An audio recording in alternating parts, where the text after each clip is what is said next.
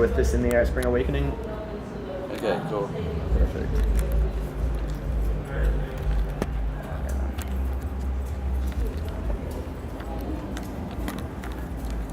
Second step, new tripod. Yeah. But make it work for now. Second tilt. So you here for the whole weekend? I got home tomorrow. Okay.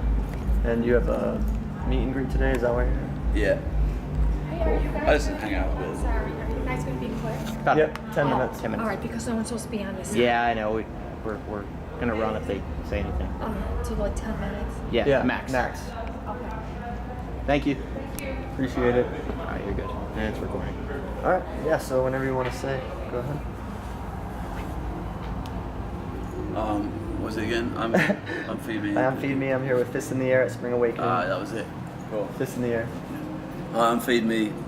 I'm here with Fist in the Air at Spring Awakening in Chicago. Great. So I already asked you how your set was feeling last night. This is your first time here, right? In Chicago? In Chicago and Spring Awakening. No. Spring Awakening? It's the first time at Spring Awakening, yeah. Okay. I've been in Chicago, I've lost count how many times. Yeah, I did two. I've done Lollapalooza here, a few other festivals. I did two of my own shows at House of Blues last year, 2 live shows. And I'm about to do Arrogant Ballroom in August. Just my own show. Cool. So how do you like Spring Awakening compared to other festivals? I like all festivals. Yeah? I like coming to Chicago in general. I like the city and the people. I like walking around and kind of existing here. Yeah. Find it kind of an intriguing place. So, and I got a good group of friends here. You know, like so it's nice to like feel like you've got like a little home away from home.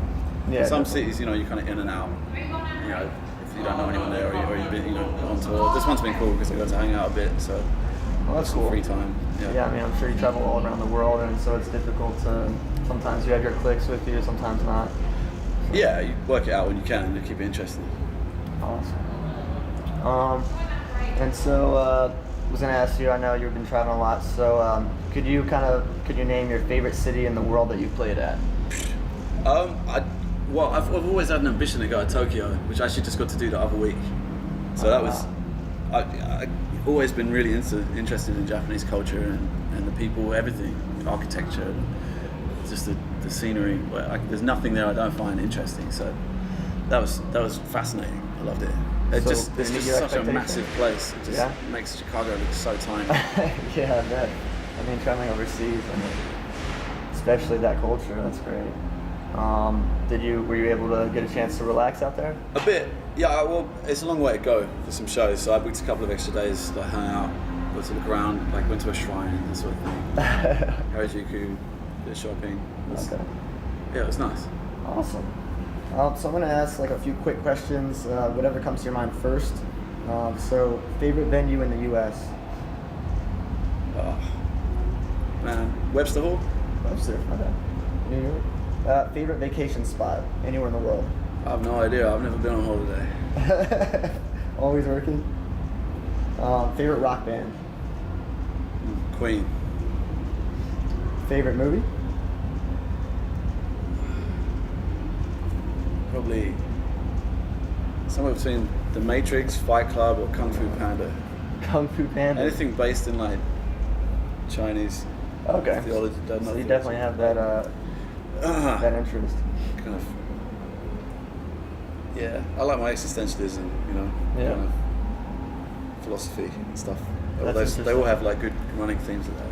You try to incorporate that in your music at all? Kind of when you absorb some things from different cultures, try to put that in your music? That's an interesting idea. I'm not sure. I like using kind of ethnic sounds sometimes. Yeah. I've been trying to push more of that actually with the next record. That'd be really cool to hear some kind of some Just taught me something influence about myself that I didn't realize. It's been a good talk. There you go. Maybe you can incorporate some of the things that you heard or learned in Tokyo. I've actually got that already. We got everyone in the Japanese. I have like a Japanese label that run releases over there. We got them all to record themselves saying "Feed Me" in Japanese and stuff. So Oh wow!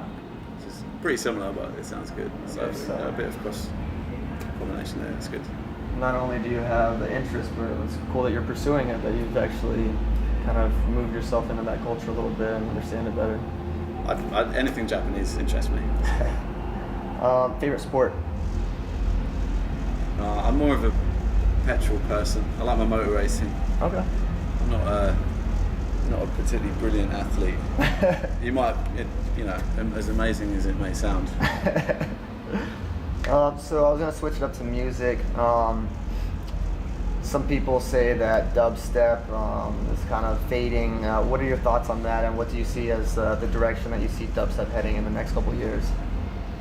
Without sounding rude, I'm just not. It doesn't bother me at all. I never set out to. The reason I started this project was to stay sort of genre free, and I've kind of worked hard to make sure I ascertain a position where I can, keep fluid and transient, and people don't expect too much of one thing from me. Yeah. There's a lot of that sound, and there's people that I enjoy that are doing it, but a lot of that sound is like, it doesn't interest me that much. So I like the ethic behind it, but only when it's done with feeling, and I think that's a bit of an art that only a few people can get right.